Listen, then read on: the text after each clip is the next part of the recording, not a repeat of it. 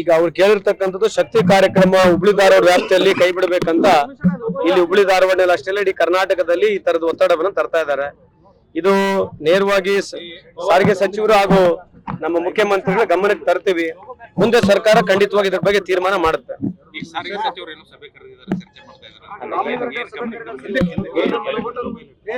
ನೋಡ್ಬೇಕಾದ್ರೆ ಏನಾದ್ರು ಸಭೆಯಲ್ಲಿ ಏನ್ ತೀರ್ಮಾನ ತಗೊಳ್ತಾರೆ ನೋಡ್ಬೇಕು.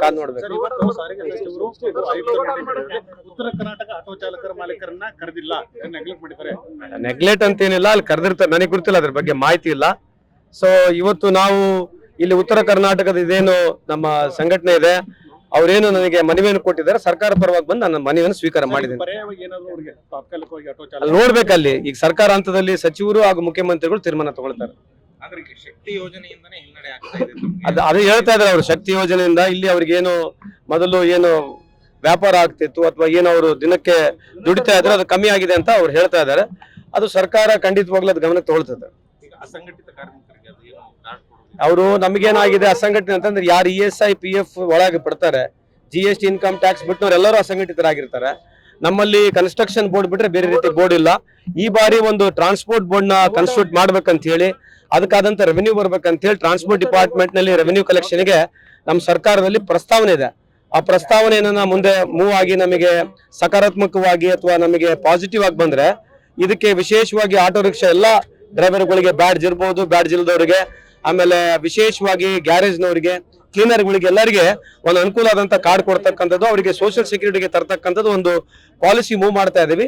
ಮುಂದೆ ಆ ಪಾಲಿಸಿಯನ್ನ ಕ್ಲಿಯರ್ ಆದ್ರೆ ಇವರೆಲ್ಲರಿಗೂ ಅನುಕೂಲ ಆಗುತ್ತೆ ಅಂತ ಈ ಸಂದರ್ಭಕ್ಕೆ ಹೇಳಲಿಕ್ಕೆ ಬಯಸ್ತೇನೆ.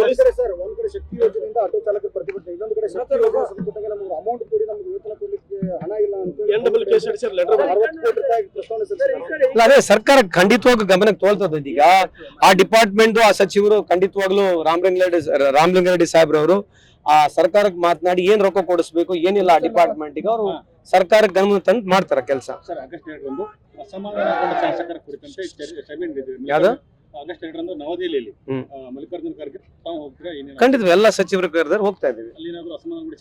ಅಸಮಾಧಾನ ಅಂತಲ್ಲ, ಮುಂದೆ ಪಕ್ಷದ ಸಂಘಟನೆ, ಪಾರ್ಲಿಮೆಂಟ್ ಚುನಾವಣೆ ವಿಷಯ, ಪಾಲಿಸಿ ವಿಷಯದ ಬಗ್ಗೆ ಮಾತನಾಡ್ತಿದ್ದಂಗೆ ಇದಾರೆ. ನನಗೆ ಸಂಪೂರ್ಣ ಮಾಹಿತಿ ಇಲ್ಲ, ಕರೆದಿದ್ದಾರೆ, ಹೋಗ್ತಾ ಇದೀವಿ. ಅಸಮಾಧಾನಗೊಂಡ ಶಾಸಕರ ಪತ್ರ ಬರೆದಿದ್ದನ್ನ ಸಿದ್ದರಾಮಯ್ಯ ಹರಿದಾಕಿದ್ದನ್ನ ಬಿಜೆಪಿ ಟ್ವೀಟ್ ಮಾಡಿ ಸಮಾಜ ಜಾಲತಾಣದಲ್ಲಿ ವೈರಲ್ ಮಾಡ್ತಾ ಇದ್ದಾರೆ. ಎಲ್ಲ ಹರಿದಿದ್ದಾರೆ ಗೊತ್ತಿಲ್ಲ, ಅದು ನಾನಂತೂ ನೋಡಿಲ್ಲ. ನಾವು ಅವತ್ತು ಮೀಟಿಂಗ್ ಅಲ್ಲಿ ಇದ್ವಿ, ಅದಿರ್ತಕ್ಕಂಥದ್ದು ನಾನಂತೂ ನೋಡಿಲ್ಲ.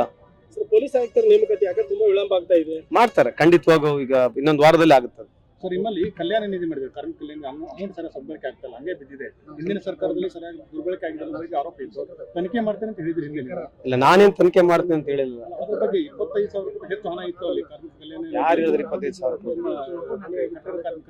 ಯಾರು ಹೇಳಿದ್ರು ತಮಗೆಲ್ಲ 25,000 ಕೋಟಿ ಇರಲಿಲ್ಲ, ಸುಮಾರು 13,000 ಕೋಟಿವರೆಗಿತ್ತು. ಈಗ ಏನಾದ್ರು ಬಳಕೆ ಮಾಡ್ಕೊಳ್ಳಿಕ್ಕೆ ಬೇರೆ ಯೋಜನೆ ಅಲ್ಲ, ನಾವು ಕಾರ್ಯಕ್ರಮ ಮಾಡ್ತಾ ಇದ್ದೀವಿ, ಹೊಸ ಕಾರ್ಯಕ್ರಮ ಮಾಡ್ತೀವಿ. ಒಂದು ತಿಂಗಳಲ್ಲಿ ಹೊಸ ಕಾರ್ಯಕ್ರಮ. ತಮ್ಮ ಕಾರ್ಮಿಕರಿಗೆ ವೇತನ ಸಿಗ್ತಾ ಇಲ್ಲ, ಸರಿಯಾದಂತ ಕಾರ್ಮಿಕ ಇಲಾಖೆಯಿಂದ ಕೊಡ್ತಕ್ಕಂಥ ವೇತನ ಸರಿಯಾಗಿ ಸಿಗ್ತಾ ಇಲ್ಲ. ಯಾರು ಹೇಳಿದ್ರು ತಮಗೆ? ಬರ್ತಾ ಇಲ್ಲ ಅರ್ಜಿ. ಅರ್ಜಿಗಳು ಹಾಕಿದ್ದಾರೆ, ಅರ್ಜಿಗಳು ಈಗ ಹೊಸ ಸರ್ಕಾರ ಬಂದಿದೆ, ನಾವೊಂದು ಪರಿಶೀಲನೆ ಮಾಡ್ಬೇಕು ತಾನೆ. ಪರಿಶೀಲನೆ ಮಾಡಿ ಖಂಡಿತವಾಗಿ ಯಾರು ಹರಿದ್ರೆ ಅವ್ರಿಗೆ ಕೊಡ್ತೀವಿ.